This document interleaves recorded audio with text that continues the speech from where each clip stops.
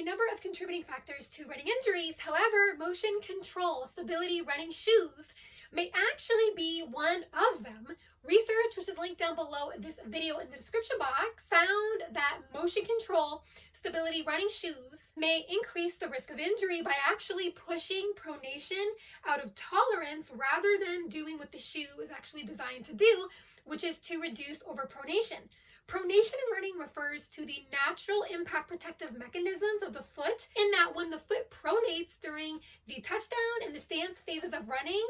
by pronating means the hind foot or the back of the foot undergoes side-to-side motions to aid in impact absorption as well as footstep stability. So there's an actual functional relevance to foot pronation in running, but only when it stays within a safe range of tolerance. So just to reiterate, foot pronation when running is one of the body's natural mechanical defenses that helps attenuate shock, meaning that it helps reduce impact during running, and it also helps reinforce sturdier ankle stability as well. But just like anything else, when foot pronation pushes beyond tolerance into overpronation, means the foot is now shifting into extreme positions, which may have a ripple effect up the leg and may increase the risk of injury. This is because excessive pronation or overpronation during running was found to increase bending strain on the Achilles tendon, increases traction in the shin muscles, and also it was found to increase contraction in the superficial and the deep muscles in the ankle during stance in order to counteract the excessive pronation motion of the foot. So basically, overpronation may increase mechanical stress on the leg and may also result in neuromuscular fatigue because the lower leg has to try more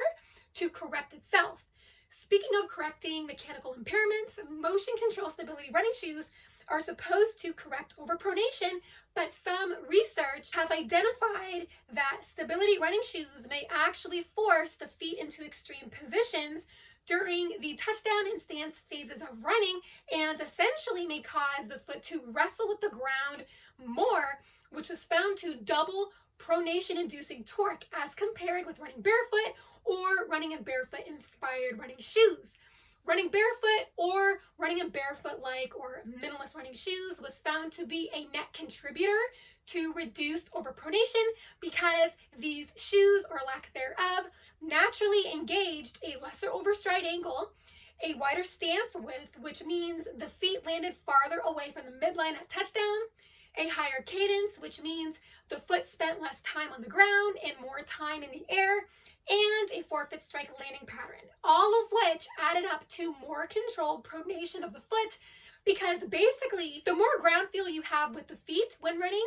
engages an interaction of the foot with the ground that's more brief, where certain abnormal postures and motions of the foot are not fully produced. What is more is that because running barefoot or in barefoot-like running shoes promotes widespread muscle activity in the foot, because it allows your foot muscles, including the foot's pronatory muscles, to work independently,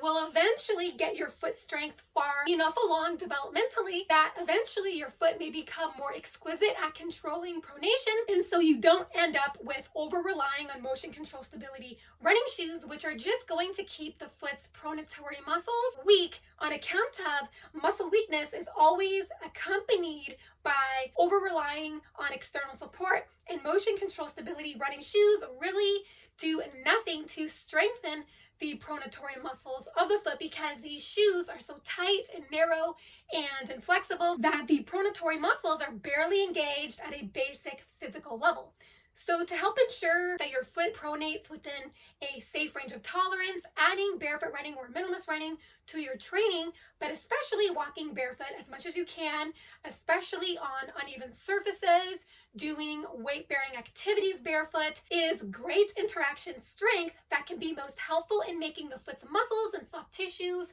functionally viable enough to enable better management of movements of the foot. To that point, I posted a link to a video that I did on exactly how barefooting strengthens the feet at the micro and macro level. I hope you've enjoyed this video. If you did, feel free to hit the thumbs up button as well as the subscribe button if you haven't already. where you'll stay more informed on the benefits of barefoot and minimalist running, as well as more informed on forefoot strike running versus heel strike running. Thank you so much for listening and watching. Have fun out there on the roads and trails. Bye for now.